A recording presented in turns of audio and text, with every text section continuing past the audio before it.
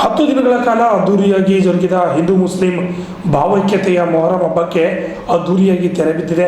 ಬೆಳಗಾವಿ ಜಿಲ್ಲೆಯ ರಾಯಬಾಗ ತಾಲೂಕಿನ ಪರಮಾನಂದಡಿ ಗ್ರಾಮದಲ್ಲಿ 10 ದಿನಗಳಿಂದ ಮೊಹರಂ ಹಬ್ಬದ ಪ್ರಯುಕ್ತ ವಿವಿಧ ಕಾರ್ಯಕ್ರಮಗಳು ಜರುಗಿವೆ. ದಿನದಂದು ಹಿಂದೂ ಮುಸ್ಲಿಂ ಬಾಂಧವರು ಸೇರಿ ಯಾವುದೇ ಭೇದ ಭಾವ ಇಲ್ಲದೆ ದೇವರುಗಳನ್ನು ಭಕ್ತಿಭಾವದಿಂದ ಪೂಜಿಸಿದರು. ದೇವರ ಕೊಂಡದಲ್ಲಿ ಹಾಲು ಉಕ್ಕಿಸಿ ಯಾವ ದಿಕ್ಕಿಗೆ ಹಾಲು ಉಕ್ಕಿ ಬೀಳುತ್ತೋ ಆ ದಿಕ್ಕಿಗೆ ಮಳೆ ಬೆಳೆ ಚೆನ್ನಾಗಿ ಆಗುತ್ತೆ ಎಂಬ ಭಕ್ತಾದಿಗಳ ನಂಬಿಕೆ ಇದೆ.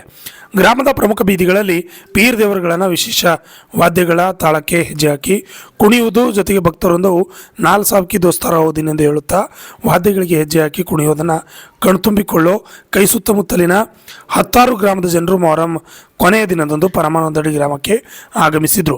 ದೇವರು ಕುಣಿತವನ್ನು ಕಣ್ತುಂಬಿಕೊಂಡು 4 ಸಾವ್ಕಿ ದೋಸ್ತಾರ ಹೋದಿನೆಂದು ಘೋಷಣೆಗೆ ಹೋಗುತ್ತಾ ಭಕ್ತಿಯಿಂದ ಭಕ್ತರು ದೇವರುಗಳ ಮೇಲೆ ಕಾರೆಕು, ಕೊಬ್ಬರಿ, ಬಾಳೆಹಣ್ಣು ಭಂಡಾರ ಹಾರಿಸಿದರು.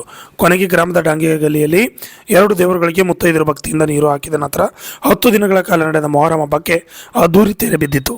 ಶಶಿಧರ್ ಕೋಗಟ್ನೂರು, ರಾಜ್ಯ 32 ಕನ್ನಡ ನ್ಯೂಸ್, ಚಿಕ್ಕೋಡಿ.